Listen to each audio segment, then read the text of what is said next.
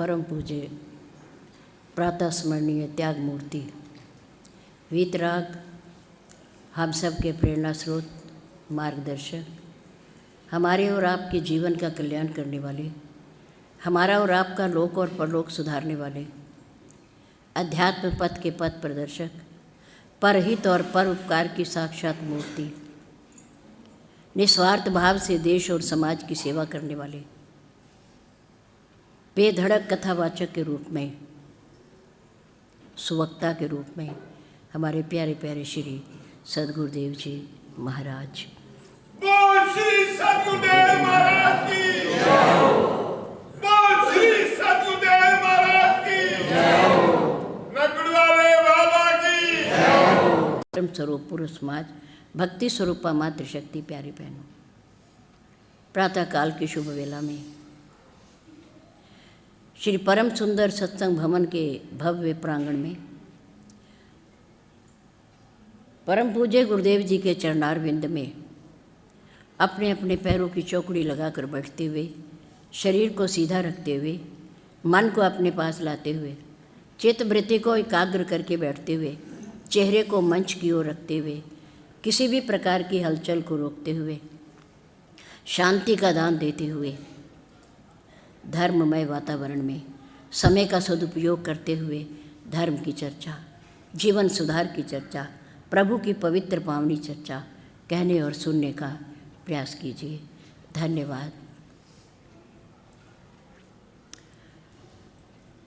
श्री रामनवमी के पावन पर्व के उपलक्ष्य में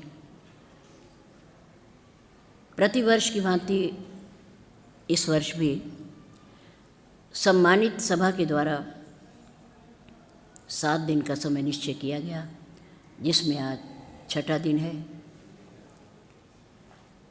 कल का विशेष और महत्वपूर्ण दिन और उससे भी अधिक महत्वपूर्ण वाला दिन बहुत गरिमा रखने वाला ये श्री दुर्गा अष्टमी का पावन पर्व, जिसमें इस पवित्र पावन पर परम पूज्य प्रातः स्मरणीय गुरुदेव जी का अवतरण हुआ। बोलिए श्री सद्गुरुदेव महाराज की जय। संत भगवंत से मिलाते हैं। संत आए और उन्होंने भगवान से मिलने की पद्धति, युक्ति हम सबको सदमार्ग पर लाने का प्रयास किया बताकर।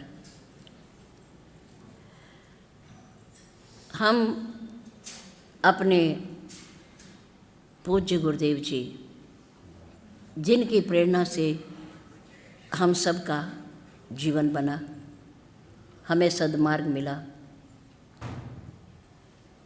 धर्म का ज्ञान हुआ, शुभ कर्म करने की प्रेरणा मिली, उन श्री सद्गुरुदेव जी के पवित्र और पावन अवतरण दिवस की हम हृदय की गहराइयों से पूरे समाज को समष्टि रूप से बहुत बहुत बधाई देते हैं।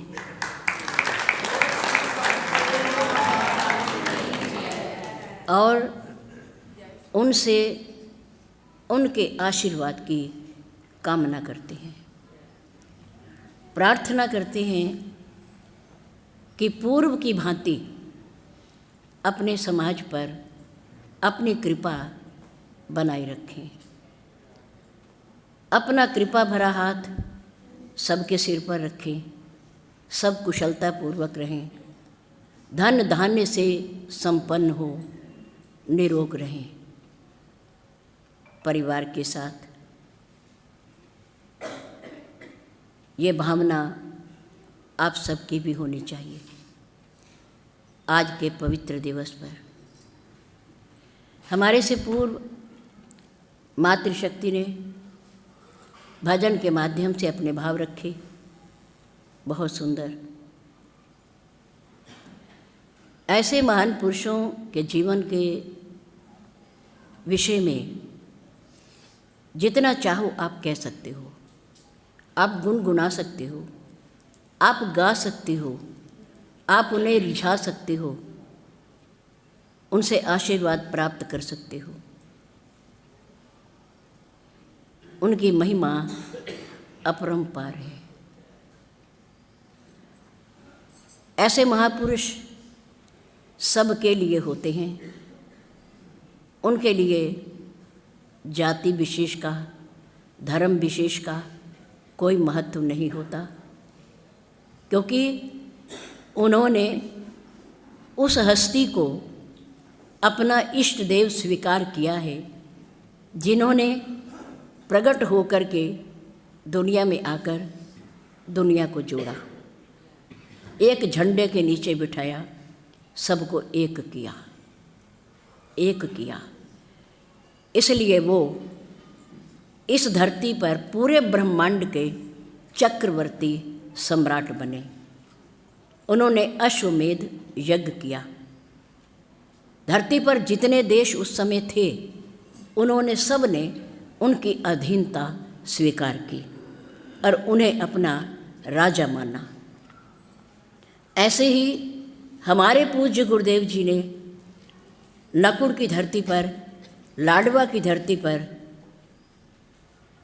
किसी बिना भेदभाव के निष्पक्षता से पूरे समाज को जोड़ा है। उनके लिए हिंदू हो, मुसलमान हो, सिख हो, ईसाई हो, छोटा हो, बड़ा हो, गरीब हो, अमीर हो, उनके लिए सब अपने और सबके लिए उन्होंने सदुपदेश दे करके हमें सदमार्ग पर लाने का प्रयास किया है। ऐसे महापुरुषों के श्री चरणों में आप भी और हम भी शत शत कोटिशः प्रणाम करते हैं, प्रणाम करते हैं।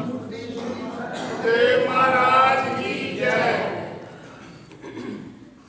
ऐसे महापुरुषों के ऋण उतारे नहीं जाते और उतरते भी नहीं। हमारे से पूर्व हमारे आदरणीय भैया श्री महाराज जी ने अपने बड़े सुंदर भाव आपके सामने रखे, जो बचपन से श्री महाराज जी के श्री चरणों में रहे। उन्हें बहुत सुंदर सुनहरा अवसर जीवन बनाने का मिला।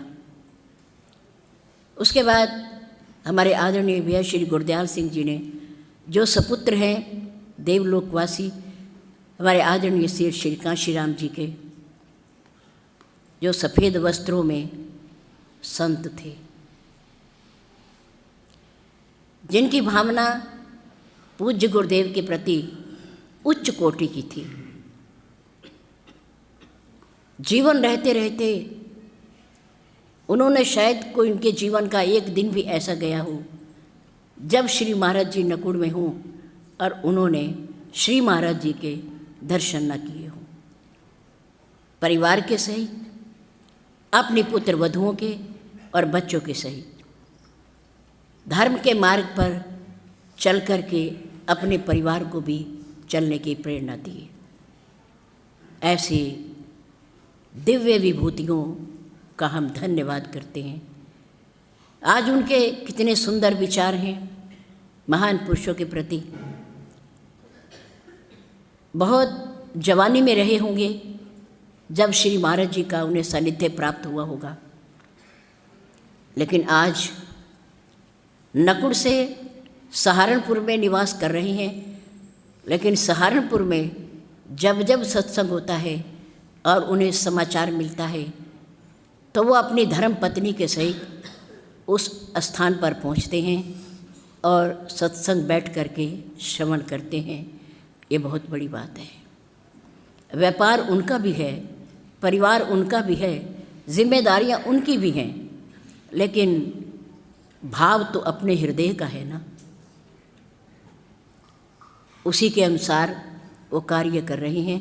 हम उनका भी धन्यवाद करते हैं। आज श्री दुर्गा अष्टमी का पावन पर्व है। और अधिकतर लोग जिन्होंने व्रत किए हैं माँ दुर्गा के नवरात्रों का, वो अपने अपने घरों में कन्या पूजन कर रहे होंगे। लेकिन उसके साथ साथ हमारे लिए बहुत आवश्यक है कि जिन्होंने हमें ये रास्ता दिखाया, जिन्होंने हमारा और आपका जीवन बनाया, जिन्होंने ऐसे ऐसे सुंदर स्थान हमें बैठ कर के प्रभु चर्चा करने के लिए दिए, उन महान पुरुषों के प्रति भी हमारा कुछ कर्तव्य बनता है, हमारी भी कुछ जिम्मेदारी है कि हम 100 काम छोड़ करके उनके प्रति अपनी भावना, अपनी कृतज्ञता प्रकट करने के लिए ज़रूर पहुँचें और उनको याद करें, उनको प्रणाम करें और उनसे आशीर्वाद मांगें कि पूर्ण सद्गुरुदेव आप हमारे ऊपर, हमारे परिवार के ऊपर, क्योंकि संत महापुरुष अमर होते हैं, उनके विचार भी अमर होते हैं, उनके कर्म भी अमर होते हैं और उन्होंने जो हमारे ऊपर उपकार किए हैं वो भी अमर हैं, उन्हें भूला नहीं जा सकता। सहारनपुर एक ऐसा शहर है जहाँ पर हर कोने में, हर दिशा में, हर कॉलोनी में उनके कर कमलों के द्वारा, उनकी प्रेरणा से कोई ना कोई पवित्र स्थान ज़रूर बना है। पूरब से लेकर पश्चिम तक और उत्तर से लेकर दक्षिण तक आपकी दृष्टि जाएगी तो आप महसूस करेंगे, आपको पता चलेगा कि उनके जीवन के उपकार हमारे ऊपर कितने हैं, उन्होंने हमारे लिए क्या कुछ किया है। सर्विस में रहते हुए और सर्विस से सेवानिवृत्त होने के बाद भी, दोनों समय में, जवानी से लेकर शरीर की वृद्ध अवस्था तक उन्होंने हमारे लिए कार्य किया है। कभी मजबूरी नहीं जताई कि मेरे पास समय नहीं है। जितने स्थान बने हुए हैं सहारनपुर में, वर्ष भर में उन सब स्थानों पर परम पूज्य गुरुदेव जी का कार्यक्रम चलता था और उनकी प्रेरणा से, उनके आशीर्वाद से कुछ स्थानों पर अब भी चल रहा है और जब तक आप चाहोगे चलेगा, चलता रहेगा। ज़रूरत आपकी है, भावना आपकी होनी चाहिए। एक फ़कीर ने एक किसान को खेत में काम करते हुए देखा। नंगे शरीर है और पैरों में जूता भी नहीं और मई जून की धूप है, कड़ी परिश्रम कर रहे हैं। फकीर ने देखा बड़ा पुरुषार्थ है, बड़ी मेहनत है खेती का काम करना। फकीर महान पुरुष किसान के पास पहुँचे, किसान ने प्रणाम किया। महान पुरुषों ने पूछा, इतनी कठिन परिश्रम करने के बाद आप कितना पैसा कमा लेते हो, कितना धन मिल जाता है आपको? बहुत पुरानी बात है, उस समय आने और पैसे हुआ करते थे। किसान ने कहा 4 आना, दिन भर में परिश्रम करने के बाद खेत में 4 आना का धन मुझे प्राप्त हो जाता है। महान पुरुषों ने कहा बस 4 आना, 4 आना में तुम अपना गुजारा कैसे करते होंगे? परिवार का लालन पालन भी है, धरती में बीज भी बोना है और धरती की सिंचाई भी करनी है, निराई भी करनी है। किसान ने कहा बड़े आनंद में, बड़े मज़े में, 4 आने में मेरे और मेरे परिवार का गुजारा हो जाता है। महान पुरुषों ने कहा जरा आप मुझे हिसाब लगाकर बताओगे कि आप इन 4 आनों पर कहाँ व्यय करते हो? किसान ने कहा हाँ बिल्कुल बिल्कुल बताएंगे। उन्होंने कहा सबसे पहले मैं 1 आना अपने परिवार के लालन पालन के लिए खर्च करता हूँ। सस्ता जमाना था पर परिवार बड़े थे, कमाइयाँ कम थी लेकिन परिवार बड़े थे। आज कमाइयाँ ज़्यादा हैं और परिवार छोटे हैं, पर फिर भी है, बता दो, फिर भी गुजारा नहीं होता। पर है तो संतोष की बात ना, सब्र की बात है। 4 आने में से हमारे पूज्य गुरुदेव जी को 10 रुपये वेतन मिलता था जब पुलिस में थे ना, 10 रुपये। तो गुरुदेव कहते थे परिवार के लालन पालन के लिए पीछे बहनें भी थी, माँ भी थी, पिता तो नहीं थे, और भाई भी थे। 10 में से 7 रुपये हम अपने परिवार वालों के लिए भेजते थे और 3 रुपये जो बाकी बचते थे ना, उसमें महीने भर का हम अपने आप गुजारा करते थे। खाना बनाते थे अपने आप, भोजन, और देसी घी का बनाते थे, दूध भी पीते थे। उनका स्वभाव था भोजन कम और दूध ज़्यादा। 2 समय भोजन, दूध, और 1 समय भोजन। 24 घंटे में 1 बार भोजन और 2 बार प्रातःकाल और रात्रि में क्या लेते थे? दूध। और सौभाग्य की बात है, सौभाग्य की बात है और उनकी भावना की बात है, प्रेम की बात है। उन्हें दूध से बहुत प्यार था और जब कहीं भी जाते थे, किसी भी समय, उन्हें कहीं ना कहीं से दूध प्राप्त हो ही जाता था। और उनके लिए गायें दूध दे भी देती थी, यह हमने अपनी आंखों से देखा है, हमारे बच्चों ने भी देखा है जो उनके साथ रहते थे। भावना की बात है। जिन महापुरुषों के लिए टाइम बे टाइम समय है या नहीं है, पर उनके लिए गाय माता भी दूध देने को तैयार है। बताओ वो महान विभूति कितने महान हैं, कितने महान हैं। एक बार हम दिल्ली से आ रहे थे, प्रातःकाल समय, 6 बजे वहाँ से चले, 9 बजे करीब उनके दूध का समय हो गया।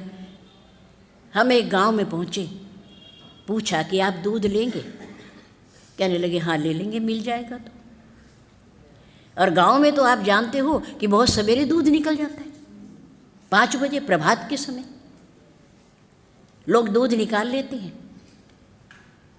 लेकिन गाड़ी एक सड़क के किनारे पर रोकी और सामने 2-4 व्यक्ति बैठे थे, हुक्का पी रहे थे, किसान लोग। हमारे बच्चे वहाँ गए, उन्होंने पूछा कि थोड़ा सा दूध मिल जाएगा आपके यहाँ से? हमारे श्री महाराज जी हैं, उनके लिए चाहिए। उन्हें कहा नहीं मिलेगा तो भी निकाल कर देंगे, आप चिंता मत करो, दूध चाहिए और इनके लिए चाहिए, दूध ज़रूर मिलेगा। उन्होंने अपनी गाय का दूध निकाल करके श्री महाराज जी के लिए दिया। और एक बार हम बामनौली के पास श्री महाराज जी एक अपने मित्र से मिलने गए। आज उनका अवतरण दिवस है ना, इसलिए आज उनकी महिमा का ही गुणगान होगा। आज उन्हें ही याद किया जाएगा, क्योंकि आज उनका दिन है, उनका दिन है। और हमारे और आपके ऊपर उनके ऋण भी तो इतने हैं कि हम जीवन भर याद करें तो भी उनके ऋण उतरने वाले नहीं हैं वास्तव में। उनके घर पहुँचे,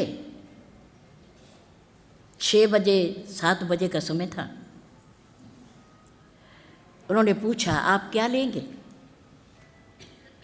जिस मित्र से मिलना था वो मित्र तो प्रभु को प्यारा हो गया था, लेकिन उनका परिवार मिला और उन्होंने पूछा, आप क्या लेंगे? हमने भी कहा, आप क्या लेंगे? पूछा भी, आप जो लेना चाहें। परिवार कहने लगे, बस और कुछ नहीं, हम तो दूध ही ले सकते हैं।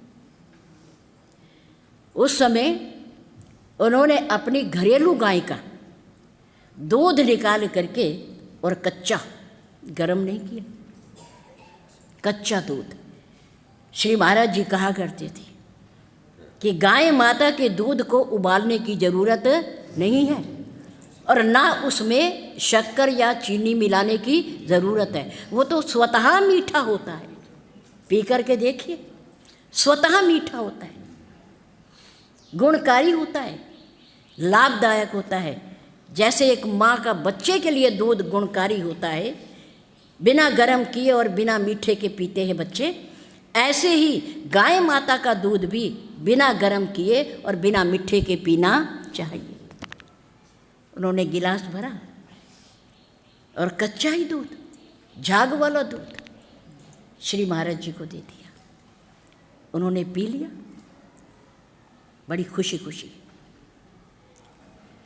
ऐसे महापुरुष जिनके लिए गाय माता भी दूध देने को तैयार रहती है, कहाँ मिलेंगे? उनके लिए धरती पर किसी वस्तु की कभी भी कोई भी कमी नहीं होती। ऐसे महापुरुषों के जिस धरती पर आप बैठे हैं ना, ये सत्संग भवन है। जो उस समय के लोग यहाँ विद्यमान हैं, उन्हें पता है कि इस धरती पर ये मंदिर और ये सत्संग भवन किन परिस्थितियों में बना। उस समय कैसी मुश्किलें थी। यहाँ बाहर गली में टेंट लगा करके श्री रामचरितमानस का पाठ रखा गया। 2 आदमी उनकी चौकीदारी की रात को बैठते थे कि यहाँ कोई पशु कुत्ता को आकर के श्री रामचरितमानस को दूषित ना कर दे, अपवित्र ना कर दे, खंडित ना कर दे। मैं नहीं कह रही, जो यहाँ के निवासी हैं, जो उस समय रहे होंगे, वो जानते हैं कि ऐसा ही था। और उस समय के लोगों ने ऐसा कहा, ये तो बच्चे के खेलने का स्थान है।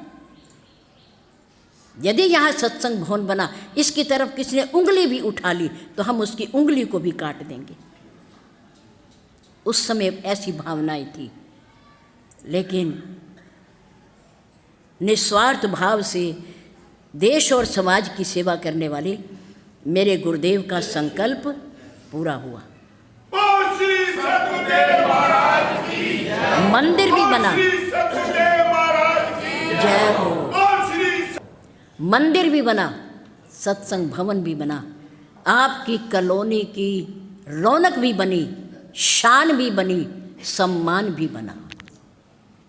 आज कितने लोग बैठ कर के यहाँ धर्म लाभ उठाते हैं, सत्संग सुनते हैं, भगवान श्री को मत्था टेकते हैं, जल चढ़ाते हैं, प्रसाद चढ़ाते हैं, परिवारों के बच्चों को ला करके यहाँ प्रणाम कराते हैं, दान पुण्य करते हैं, हवन करते हैं।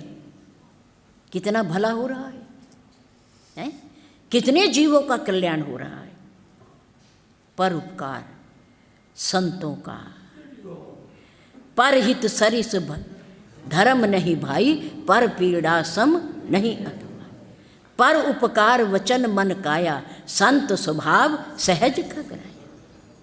बिना कारण बिना स्वार्थ के किसी का भला करना परहित कर देना, भूखे के मुंह में रोटी डाल देना, प्यासे को पानी पिला देना बहुत बड़ा उपकार है, बहुत बड़ा उपकार। और ये संतों का सहज स्वभाव होता है, स्वाभाविक स्वभाव होता है, उन्हें कहने की ज़रूरत नहीं पड़ती। ऐसे महापुरुष। तो हमारे पूज्य गुरुदेव जी अपने 10 रुपए की वेतन में से कितने रुपए भेजते थे? 7 रुपए। किसके लिए? परिवार के लिए। और 3 रुपए अपने पास रखते थे अपने खर्चे के लिए, महीने भर के लिए, जब तक दूसरा वेतन आए उसके लिए। ऐसे ही ये किसान कह रहा है महान पुरुषों से कि मैं 4 आने में से 1 आना कहाँ देता हूँ? परिवार के लालन पालन के लिए। नंबर 2, दूसरा आना मैं उधार के रूप में देता हूँ। तीसरा आना मैं ब्याज में देता हूँ। और चौथा आना मैं कुएं में डाल देता हूँ। मेरे 4 आने पूरे, प्रतिदिन के 4 आने मेरे पूरे। 1 आना परिवार के लालन पालन में, 1 आना उधार में, और 1 आना ब्याज में, और 1 आना कुएं में डाल दे। 4 आने का पूरा हिसाब हो गया। महान पुरुषों को, फकीर को किसान ने अपनी इनकम का, आमदनी का पूरा हिसाब दे दिया। मैं इस प्रकार से खर्चा करता हूँ। महान पुरुषों ने कहा तुमने हिसाब तो लगा दिया, खर्चा तो बता दिया कि 4 आने तुम कहाँ कहाँ रखते हो, किसको देते हो, हैं, पर इनके मुझे समझ में नहीं आया कि परिवार के लालन पालन का तो समझ आता है, लेकिन उधार देता हूँ। 4 आनों में से 1 आना उधार भी दे देते हो। हाँ, वो किसको देते हो? महान पुरुषों ने कहा वो 1 आना मैं अपने बच्चों के, जो मेरे परिवार का भविष्य है, उनकी पढ़ाई लिखाई में खर्च करता हूँ, खर्च करता हूँ। यानी मैं उन्हें 1 आना उधार दे रहा हूँ कि कल को जब हमारे ऊपर वृद्ध अवस्था आए और हम ना कमा पाए, उस समय हमारे बच्चे हमारे दिए हुए 1 आने के बदले हमारी सेवा करेंगे, हमारी सेवा करेंगे। 1 आना हम अपने बच्चों को उधार के रूप में देते हैं कि भविष्य में हमें ज़रूरत पड़ेगी तो हमारा 1 आना तुम हमें वापिस कर देना, वापिस कर देना। मैं उधार देता हूँ उन्हें, ये उधार है। नंबर 3, 1 आना तुमने कहा मैं ब्याज में, तुमने किसी से पैसा ले भी रखा है। तुम तो कह रही 4 आने में मेरा गुजारा हो जाता है, और बड़े आनंद से, बड़ी खुशी खुशी, और फिर तुम ब्याज भी देते हो। ब्याज तो उसका दिया जाता है जिससे ले रखा हो, तो तुमने कुछ पैसा भी ले रखा है? किसान ने कहा नहीं। तो फिर तुम ब्याज किसका देते हो? मेरे पूज्य माता पिता ने मेरे जीवन पर, मेरी शादी में, मेरी पढ़ाई में, मेरे व्यापार में जो मेरे पूज्य माता पिता ने पैसा लगाया है, मेहनत की है, परिश्रम किया है मुझे बनाने में, उसके बदले उन्होंने जो खर्च किया है, मैं उनके पैसों का 1 आने के रूप में ब्याज देता हूँ, ब्याज देता हूँ कि उन्होंने मेरे ऊपर ऋण चढ़ाया है, खर्च किया है पैसा, जीवन भी दिया है, अपनी जवानी भी दी है, और अपना पैसा भी दिया है। उसके बदले जो उन्होंने मेरे ऊपर ऋण चढ़ाया, कर्जा चढ़ाया, मेरा लालन पालन करके, मुझे पढ़ा लिखा कर, मुझे व्यापार देकर, ज़मीन देकर, मैं उनके पैसों का जो उन्होंने मेरे ऊपर खर्च किए, मैं उनका 1 आना ब्याज देता हूँ प्रतिदिन। यानी कि मैं उनका एहसान मानता हूँ कि उन्होंने मेरे लिए कुछ किया है, किया है। पर आज के वैज्ञानिक युग में जीने वाले हम लोग अगर माता पिता को सेवा की, पैसे की ज़रूरत पड़ जाए और स्वार्थी बच्चे हमसे दूर हो जाएं और हम उनसे कुछ आशा रखें कि कुछ हमारी सहायता करो, हमारे लिए कुछ करो, तो जवाब मिलता है आपने हमारे लिए किया ही क्या है। आप लोगों ने हमारे लिए क्या किया है जो हम करें? आपने किया ही क्या है बताओ, तुलना करो।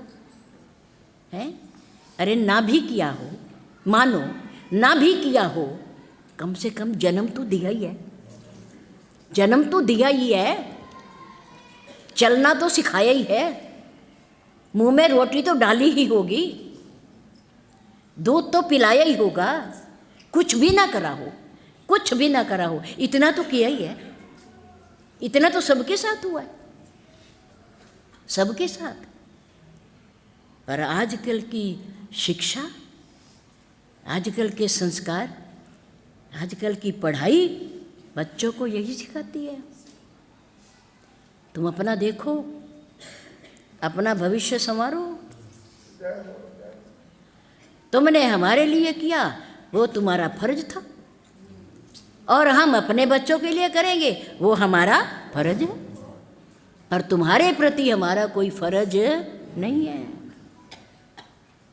कहाँ जा रहे हैं हम, क्या कर रहे हैं? ऐसे बच्चे क्या आशा करते हो, क्या अपेक्षा करते हो कि वो भगवान की भक्ति करेंगे, सत्संग में जाएंगे, वो धर्म चर्चा सुनेंगे, दान पुण्य करेंगे? बिल्कुल नहीं, बिल्कुल नहीं करेंगे। नहीं सिखाओगे तो भोगना पड़ेगा, सुनना पड़ेगा। जब फिर ये सुनने को मिलता है कि आपने हमारे लिए किया ही क्या है, तो व्यक्ति आंखें बंद करके सिर को पीटने के सिवा और कुछ रह नहीं जाता। करे भी क्या, मारा तो जाता ही नहीं। जवान बच्चे को कौन मारे, वो उल्टा मारेंगे। मुंह से कहा ही जा सकता है, माने या ना माने, ये उसकी इच्छा, उसकी इच्छा। लेकिन किसान ने कहा नहीं, मेरे माता पिता ने मेरा लालन पालन करके, मुझे जन्म देकर, मुझे पढ़ा लिखा कर, मुझे बिजनेस और व्यापार दे करके मेरे ऊपर एहसान किया है, मेरे ऊपर ऋण चढ़ाया है, और आज मैं उस ऋण का ब्याज दे रहा हूँ, मोल नहीं दे रहा, मोल नहीं दे पाऊंगा मैं, ब्याज दे रहा हूँ। एक आना प्रतिदिन देता हूँ ब्याज के रूप में। मैं अपने माता पिता को, मैंने उनसे ले रखा है, मैंने करवाया है। नंबर 4, एक आना का क्या करते हैं, वो कुएं में डालता है।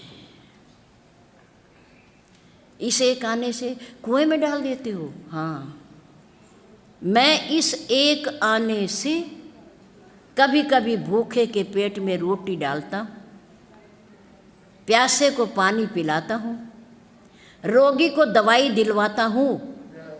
हमारे यहाँ एक कहावत है, नेकी कर और कुएं में डाल, अर्थात कर जाओ और किसी को पता न चले, कुएं में डाल दो, कुएं में डाल दो।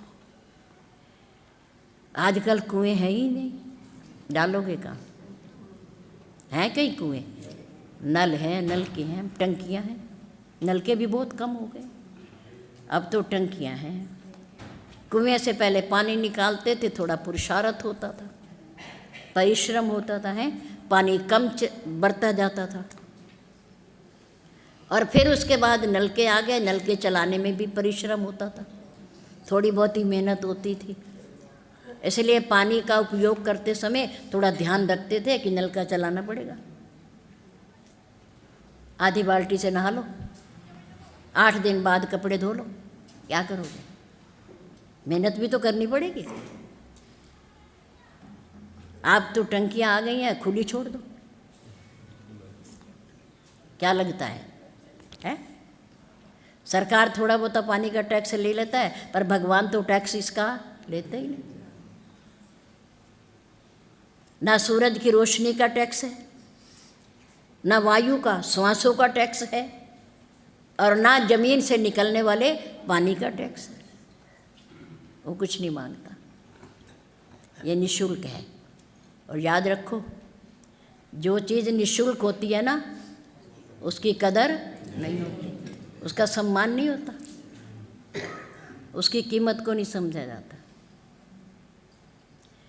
हमारे परम पूज्य प्रातः स्मरणीय पूज्य गुरुदेव जी कहा करते थे, एक बात बड़े पते की कहते थे। वो कहते थे, देवी जी, अगर आप इस मार्ग पर चलो और हमारी तरह अगर आपको कुछ कहने का मौका मिल जाए तो निःशुल्क ना करना, कहते थे। बहुत बार कहते थे, करना तो अगर मौका मिले जीवन में, करना तो, रास्ता तो दिखाना, जितनी बुद्धि होगी आपकी, रास्ता तो दिखाना, पर निःशुल्क दिखाना, निःशुल्क ना दिखाना। हमने कहा जी, आप जीवन भर आपको हो गया निःशुल्क सब कुछ देते देते, और हमें शुल्क वसूलने को कह रहे हो, हैं? आप कह रहे हो आप शुल्क लेना, आप निःशुल्क करते हो।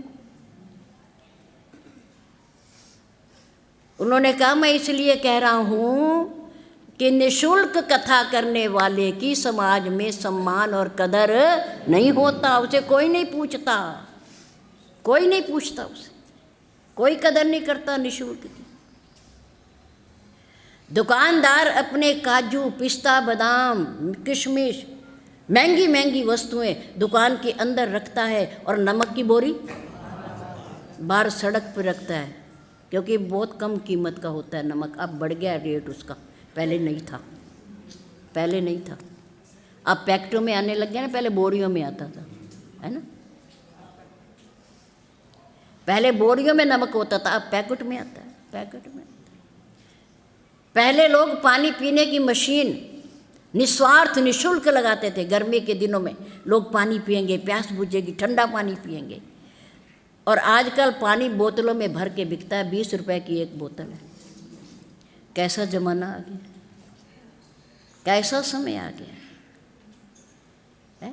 परमात्मा ने अपनी वायु, पवन देवता को आदेश दे रखा है, पूरे ब्रह्मांड में वायुमंडल में व्याप्त है, उसका कोई शुल्क नहीं है। लेकिन परमात्मा ना करे, किसी के शरीर में ऑक्सीजन की कमी हो जाए तो सिलेंडर भरा हुआ मिलता है, पैसों में मिलता है, हजारों में मिलता है। परमात्मा की दी हुई हवा का कोई शुल्क नहीं, और सिलेंडर में भरे हुए हवा की कीमत है। कैसा समय आया, पानी की भी कीमत है। पहले पानी निःशुल्क, अब पानी का भी शुल्क है, हवा का भी शुल्क है, प्रकाश का भी शुल्क है?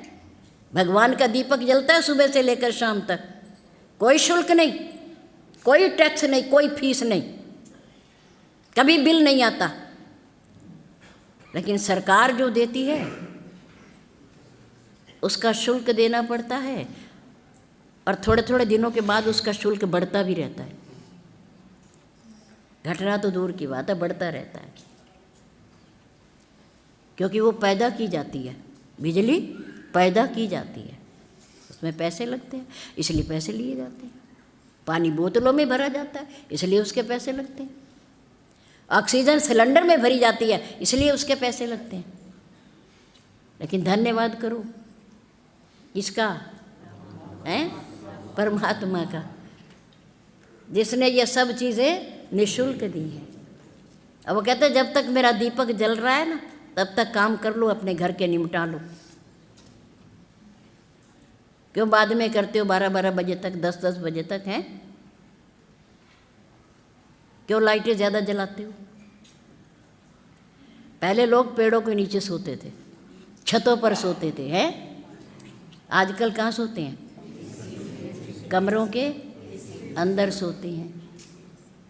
तो पंखे भी चलेंगे और एसी भी चलेंगे, खर्चा तो होगा ना। हमारे पूज्य गुरुदेव जी के पास हमने देखा एक टेबल फैन होता था। वो उनकी चारपाई के सामने इतना कमरा होता था जितनी ये स्टेज है और इतना स्पेस। एक चारपाई बिछती थी और एक चटाई जिसमें आके बैठ जाओ, और एक छोटा सा पंखा, टेबल फैन। पूज्य गुरुदेव जी जब दूसरे स्थान पर गए नकुड़ में, तो वो स्थान थोड़ा बड़ा था, हाल था छोटा सा। हमने कहा जी एक पंखा लगवा दें, सीलिंग फैन। प्रार्थना की हमने। गुरुदेव कहने लगे नहीं, क्या ज़रूरत है, क्या ज़रूरत है, इतनी बड़ी खुली जगह है, हवा है, आनंद लो इसका। चुप रहे हम, जैसे आ गया। थोड़े दिन के बाद, साल डेढ़ साल बीता, हमने फिर कहा गुरुजी एक ही लगा लेते हैं पंखा हाल में, सबको हवा मिल जाएगी, क्योंकि गर्मी सहन नहीं होती ना। जैसे जैसे शरीर की ताकत घटती है, ऐसे ऐसे व्यक्ति को गर्मी और सर्दी सताती है, अधिक लगती है, ताकत घटती है ना, ताकत से ही सहन होता है। बड़ी मुश्किल से गुरुदेव से आज्ञा लेकर के हाल में, संजीव सामने बैठा हमारा बालक, एक पंखा लगवाया था, सीलिंग फैन, एक पंखा, एक पंखा।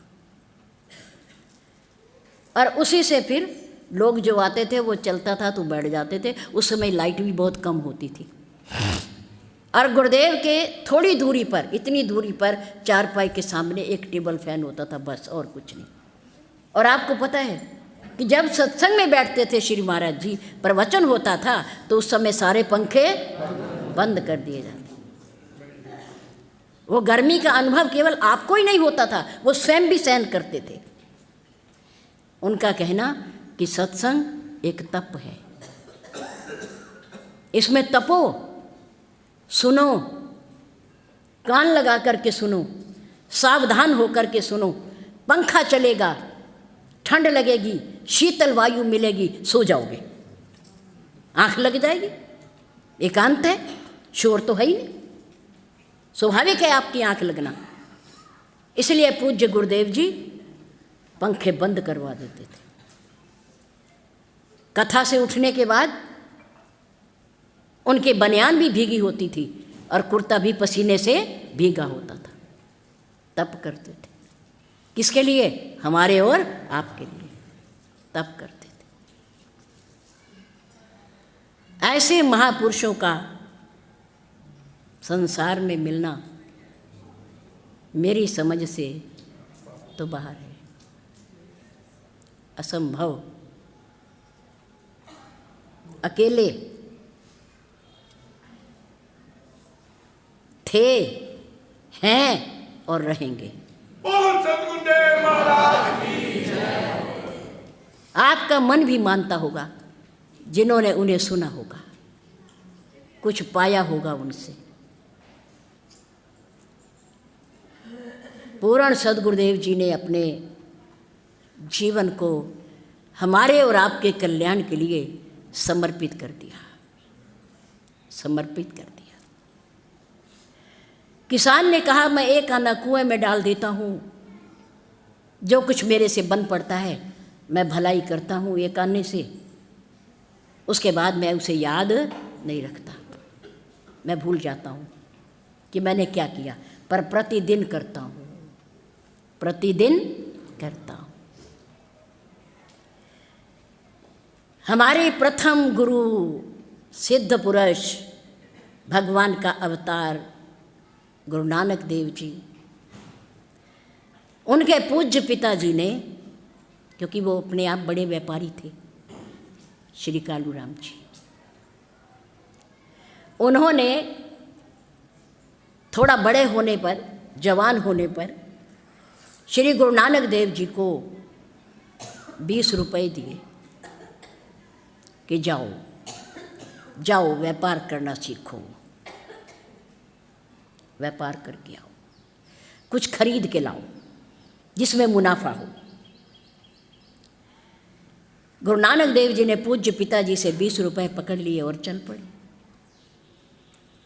आंखों में मस्ती है, शरीर में रोमांच है, क्योंकि उनके हर रोम में परमात्मा का निवास है। मस्ती में जा रहे हैं, साधुओं की टोली मिली, प्रणाम किया, पूछा, सोचा पता नहीं कहाँ से चल के आ रहे हैं, भूखे होंगे, प्यास भी लगी होगी, भूख भी लगी होगी। इससे अच्छा व्यापार और क्या हो सकता है? इससे अच्छा काम और क्या हो सकता है? गुरु नानक देव जी ने अपने 20 रुपयों से उन साधुओं के लिए भोजन खरीदा। आज की बात नहीं है, कब आए हैं? सैकड़ों साल हो गए, 2025 चल रहा है, 500 साल से ज़्यादा, 600 साल। उस समय 20 रुपये बहुत बड़ी चीज़ थी।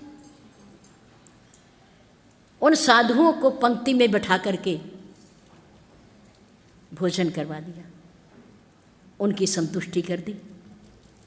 उनके साथ बैठ करके भगवत भजन, भगवत कथा कहने और सुनने के बाद घर आ गए। घर आ गए, पूछा, पूज्य पिताजी ने पूछा, क्या खरीदा, क्या सामान लाए हो, क्या व्यापार करके आए हो 20 रुपए का? गुरु नानक देव जी सहज स्वभाव,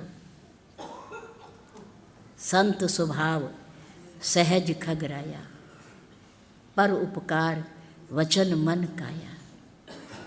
संतों का सहज स्वभाव होता है, सरलता। उन्होंने कहा, पूज्य पिताजी,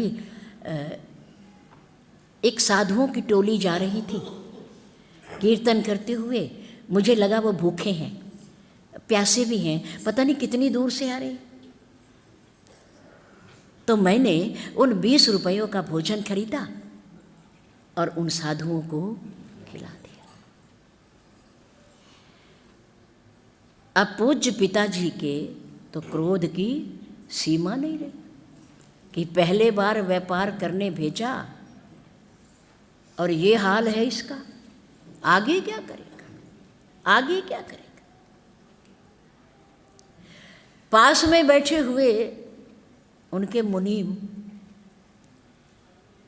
ने कहा, देखो सेठ जी, आपके पुत्र ने वो व्यापार किया है, वो व्यापार किया है जिसका लाभ इस लोक में भी मिलेगा और परलोक में भी मिलेगा, परलोक में भी मिलेगा। इन्होंने वो व्यापार किया है, आप वो व्यापार करते हो जिसका लाभ केवल आपको जीते जी मिलेगा और उसके बाद आपके बच्चों को मिलेगा, आपके परिवार को मिलेगा, और मिलेगा भी कि नहीं कोई नहीं जानता, लेकिन आपके सपुत्र ने जो व्यापार किया है उसका लाभ यहाँ भी होगा और आगे भी होगा। ये व्यापार, ये सौदा एक सच्चा सौदा है जो मालिक की प्रसन्नता के लिए, दूसरों की भलाई के लिए किया जाता है। वास्तव में वो लाभ का सौदा है, वो लाभ की दुकान है वो। इसलिए भोलेनाथ जी ने माँ पार्वती को कहा कि यदि कोई दुनिया में लाभ की दुकान है तो वो कौन सी है? सत्संग, संतों का संग है लाभ की दुकान। जीवन भी सुधरता है, भूत भी सुधरता है, वर्तमान भी सुधरता है और भविष्य भी सुधरता है। हमारी संगति ठीक होनी चाहिए। गिरजा संत समागम, उन्होंने संतों का संग किया, उनकी उदर की पूर्ति की, उनकी तृप्ति की, उन्हें प्रसन्न किया, उनका आशीर्वाद लिया उन्होंने। आप जो व्यापार कर रहे हो वो नाशवान है, छूटने वाला है, लेकिन जो व्यापार इन्होंने किया है वो कभी समाप्त होने वाला नहीं है, और वो ब्याज सहित मिलेगा, ब्याज सहित मिलेगा। इसका भरोसा नहीं पर उसका भरोसा है। तीनों लोकों में उसका भरोसा है, तीनों कालों में उसका भरोसा है। गिरजा संत समागम सम न लाभ कछु आन। वेद भी कहता है, पुराण भी कहते हैं, महापुरुष भी कहता है, ज्ञानी भी कहता है कि संतों के सत्संग की जो लाभ की दुकान है उसके समान दुनिया में कोई दूसरी दुकान नहीं है। यहाँ से जीवन बनते हैं, यहाँ से जीवन बनता है, आयु लंबी होती है, आशीर्वाद मिलता है, जीवन का कल्याण होता है, अगर कोई चाहे तो, चाहे तो। वरना हमारे और आपके जैसे चिकने घड़े बहुत हैं, बहुत मुश्किल है। असर होना, जीवन पर उतारना बड़ा मुश्किल है। लेकिन महापुरुषों की संगत आप लोगों ने की है, मुझे पता है, बड़ों ने की है, और वो आज तक मानते हैं एहसान को, ऋण को मानते हैं, और उस ऋण के कारण ही आज यहाँ आकर के घंटा 2 घंटा बैठते हैं। समय से आते हैं, समय से जाते हैं। उन्हें पता है कि समय की, हमारे गुरुदेव की दृष्टि में समय की कितनी बड़ी कीमत थी। एक बार हमें पता है कि श्री दरबार ब्लॉक मंदिर में महोत्सव हो रहा था, जलसा, और उस समय पूज्य गुरुदेव जी बाहर से कथावाचक बुलाया करते थे, भजनीक भी आते थे, विद्वान भी आते थे, और उनको समय दिया जाता था आधा घंटे का, 40 मिनट का, 50 मिनट का समय दिया जाता था। उस मंच पर परमात्मा की कृपा से, गुरुदेव के आशीर्वाद से हमें भी वहाँ उपस्थित होने का सौभाग्य मिला। किसी गायक को पूज्य गुरुदेव जी ने 30 मिनट का समय दिया, आधे घंटे का, 30 मिनट का। गायक हो, कोई भी कथावाचक हो, भूमिका बांधने में ही 10-15 मिनट निकल जाते हैं। आधा घंटा क्या होता है, क्या होता है? उन्होंने अपने भजन की, गीत की भूमिका बांधी, बैठे हुए श्रोताओं का सम्मान किया, 10-15 मिनट निकल गए। आगे उन्होंने अपना भजन शुरू किया बोलना, उसमें 5 मिनट ऊपर हो गए। 30 मिनट से कितने हो गए? 35 मिनट हो गए। गुरुदेव ने घड़ी की तरफ देखा, 35 मिनट हो गए, 5 मिनट ऊपर हो गए। उस समय उनके पास एक घंटी रखी रहती थी। पूज्य गुरुदेव जी ने उस घंटी को बजा दिया। वक्ता का ध्यान उधर गया कि मुझे कहा जा रहा है कि समय हो गया है। माफ़ी मांगते हुए अपनी बात को बीच में छोड़ करके वक्ता उठ करके चले गए, बैठ गए अपने स्थान पर। अंत में पूज्य गुरुदेव जी ने अपने संबोधन में कहा, देखो भाई, तुम्हारे लिए समय की कीमत हो या ना हो, पर मेरे जीवन में समय की बहुत बड़ी कीमत है। उठता हूँ तो पूछता हूँ क्या वजह है, सोता है तो पूछता हूँ क्या वजह है, घूमने जाता हूँ तो पूछता हूँ क्या वजह है। इस समय की कीमत मेरे लिए है, तुम्हारे लिए हो या ना हो। और सुनो, किसी को अपनी जेब से 5 रुपए तो दे सकता हूँ, लेकिन अपने जीवन के अनमोल 5 मिनट नहीं दे सकता, नहीं दे सकता। हमारे सामने की बात है। उन्होंने समय की कदर की है और समय ने भी उनका सम्मान किया है, समय ने भी उनका सम्मान किया है।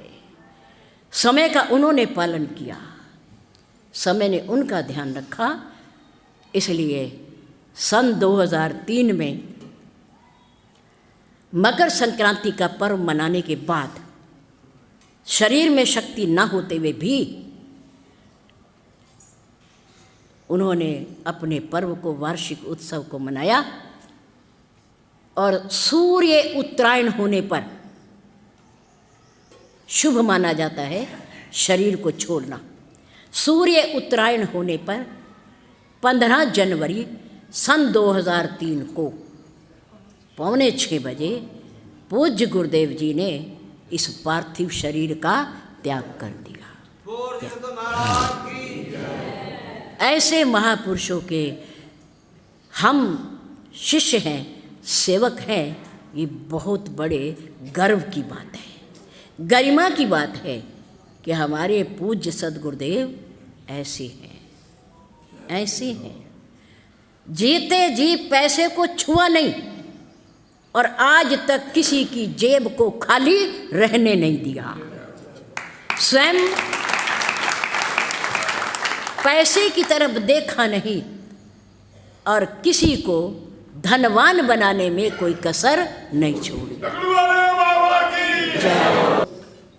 अपनी झोली कभी भरी नहीं, पर दूसरों की झोली भरने में कभी कोई कसर छोड़ी नहीं। जो भी द्वार पर आया सबको दिया, सबको दिया, जो जिसने चाहा उसे मिला। ऐसे महान पुरुष जिनको नोटों की पहचान नहीं थी, जिनको गिनती भी नहीं आती थी नोटों की, ऐसे महापुरुष के चरणों का सानिध्य प्राप्त हमें हुआ। हमारे से भाग्यशाली और कौन होगा? ये बड़भागी होने का संकेत है ये कि ऐसे महापुरुष मिले जिन्होंने कभी किसी के आगे ऐसे हाथ किया ही नहीं, हमेशा ऐसे रखा। चाहे 1 रुपया दिया, 2 दिए, 10 दिए, 50 दिए, 100 दिए। पूज्य गुरुदेव के पास नकुड़ में हमारे सैनी परिवार की बालिकाएं दशहरे पर आती थी और वो नौरते कान पर रखती थी, ऐसा शुभ माना जाता है। तो जब वो लड़कियां आती थी तो गुरुदेव कहते थे, देवी जी देखो ये देवियां आई हैं, कन्या आई हैं, ये खाली नहीं जानी चाहिए, इनके हाथ पे कुछ ना कुछ ज़रूर रखना चाहिए। तो पूज्य गुरुदेव उनके हाथ पर रखते थे। जिस भी कन्या का विवाह होता था, अमीर की हो गरीब की हो, वो कभी खाली हाथ नहीं जाती थी। आशीर्वाद तो मिलता ही था, लेकिन और भी बहुत कुछ मिलता था। ऐसे महापुरुषों का आज अवतरण दिवस है। आप सबको बधाई भी है और निमंत्रण भी है कि आज उनके पवित्र स्थान पर पंत विहार में श्री सरस्वती सत्संग भवन में सायंकाल को 5 बजे, कितने बजे? भूलना नहीं, कभी समय तो हमने 5 बजे दिया और आप वहाँ आ रहे 8 बजे तक। अगर आनंद लेना है, लूटना है, दर्शन करने हैं, आशीर्वाद लेना है तो समय से तो आना ही पड़ेगा। आप सभी 5 बजे वहाँ आएं, पूज्य गुरुदेव जी के दर्शन करें, उनका आशीर्वाद लें।